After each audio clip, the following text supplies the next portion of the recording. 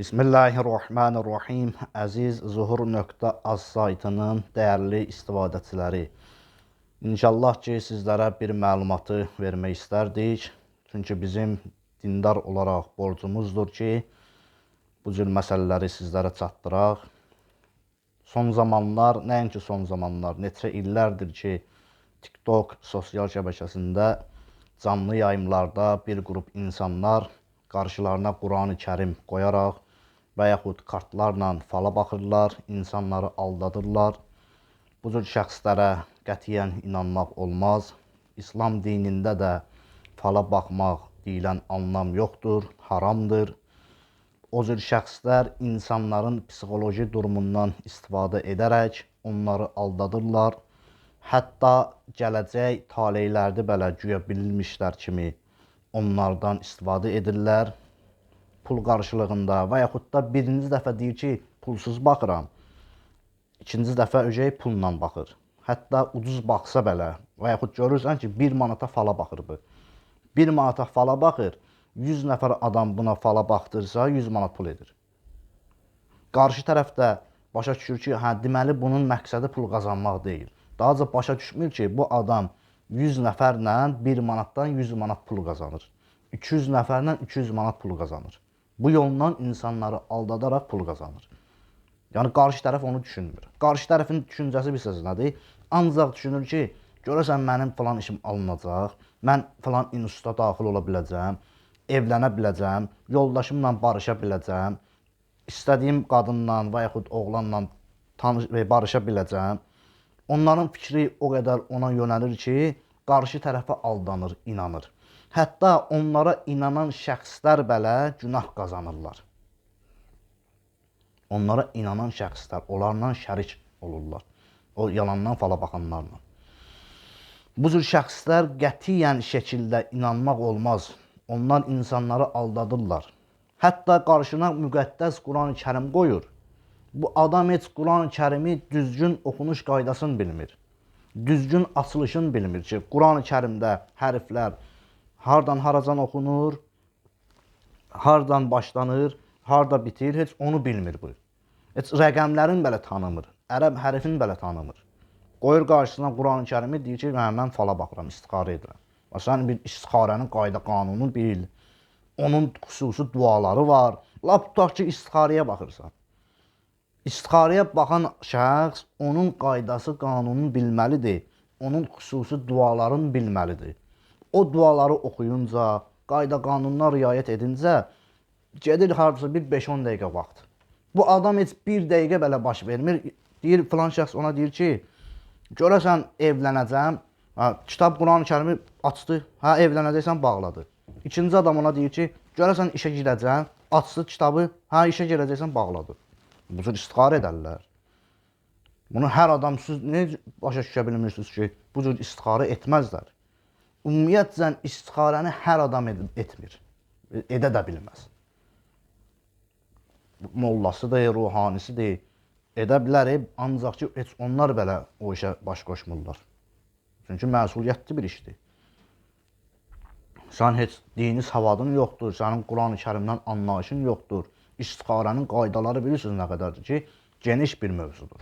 O haqda da Zuhur.az saytımızda inşallah paylaşılacaq istixarənin geniş qaydaları, məlumat geniş formada paylaşılacaq, daxil olub oxuya bilərsiniz. Onda başa düşəcəksiniz ki, 1 dəqiqənin içində, saniyənin içində Quran-ı Kərimlə istixarə edilməz. Yəni Quran-ı Kərim oyuncaq deyil. Dinimiz, İslam dinimiz oyuncaq deyil biz üçün.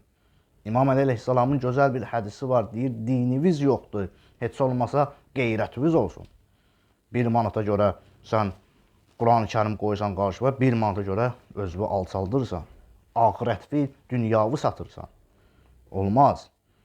Hətta o kartla fala baxanlar, gedir 1 manata 50 qəpiyə, bilmirəm neçəyədir, alır kartları qoyur qabağına, bu fala baxır. 1 dəqiqənin içində özdə. Sən necə ola bilər ki, sən 1 dəqiqənin içində filankəsin gələcəyi taleyi haqqında bilirsən. Lap tutaq ki, fala baxmaq var, qeybi bilmək var. 1 dəqiqənin içində sən qeybi bilə bilərsən. Hətta o dəfə biri ilə mən danışırdım, fala baxanla, güya ki fala baxır bu.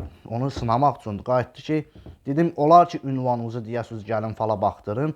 Mənə dedi ki, yox xeyr, ünvana biz fala baxmırıq. Biz ancaq onlayn şəkildə baxırıq. Mən buna çox israr etdim. Dedim xeyr, mən ünvanda istəyirəm baxdırım. Mənə qayıtdı axırda dedi ki, sizə nə lazımdır ümumiyyətlə? Hə, buradan mən bildim ki, hə, bu işi heç nə bilmir. Hətta ona yazdım ki, dedim sən necə fala baxırsan ki, canlı yayımda bir dəqiqənin içində o boyda cəmaatın taleyin, gələcəyini deyirsən ki, sən evlənəcəksən, sən işə girəcəksən, sən nə bilim boşanacaqsan, sən instituta daxil olacaqsan. Mənə neçə dəqiqə yazırsan, bilmədim mənə nə lazımdır. Amma görürsüz bunların saxtakarlığını. Yəni bunlar işsizlikdən, savadsızlıqdan, cahiliyyətdən gələn bir şeylərdir ki, otururlar evdə boş bekar. Hətta hədislərdə də var ki, boş bekarçılıq, işsizlik insanı fəlakətə, günaha sürükləyər.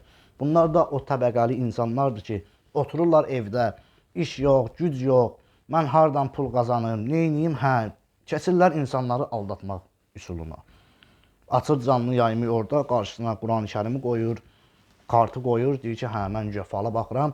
Bilir ki, qarşı tərəf insanlar o qədər psixoloji bir durum yaşayırlar ki, məsəl üçün, işə girmək haqqında, ailə məsələləri haqqında o qədər çətinliklər çəkirlər ki, onların o çətinliklərindən istifadə edirlər bir növ.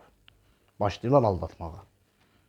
Daha da başa düşmür ki, bu adam məsuliyyətli bir işə girmirsən sən. Sən Allah Taala'nın haram buyurduğu bir işə baş qoşmusan. Həm haram fala baxmaq, güya sən qeybi bilirsən. İkinci növbədə insanları aldadaraq pullarını yemək, haqlarını yemək. Gör nə qədər sən günahı belə və yükləyirsən. Vallah deyməz. Bu dünya həyatında baxırıq da, görürük ki, nə qədər insanlar qəfil dünyasını dəyişir. Qəbr evinə gedirlər. Vallah deymir. 1 manata, 10 manata görə, 100 manata görə qazan, demirəm qazanmayın. Halal yolla qazanın. Pul əlbəttə ki, hər bir şəxsə lazımdır. Maddi məsələlərə görə, ailə məsələlərinə görə pul bəli lazımlı şeydir. Sadəcə halal yolla. Haram yolla yox. Sən qoyursan qarşıma Quran-ı Kərimi, yalandan bir dəqiqə açırsan, kartla fala baxırsan, olmaz. Xahiş olunur sizlərdən ki, bu cür şəxslərə inanmayın, aldanmayın. Onların səhifələrini maksimum dərəcədə şikayət edin ki, bağlansınlar. Onların səhifələrini bağlasınlar, qətiyyən onlara yol verməyin. Yalandan qarşısına nə gəldi qoyur, gələcəyi bilir, fala baxır bu. Onlara qətiyyən inanmayın. Və bu videonun da yüklənməsinə, paylaşılmasına halallıq verilir. Bizim də məqsədimiz odur ki, çox insanlar bu videonu görsünlər, o cür şəxslərə aldanmasınlar, inanmasınlar. Çoxdur saxtakarlıq edənlər, din yolu ilə.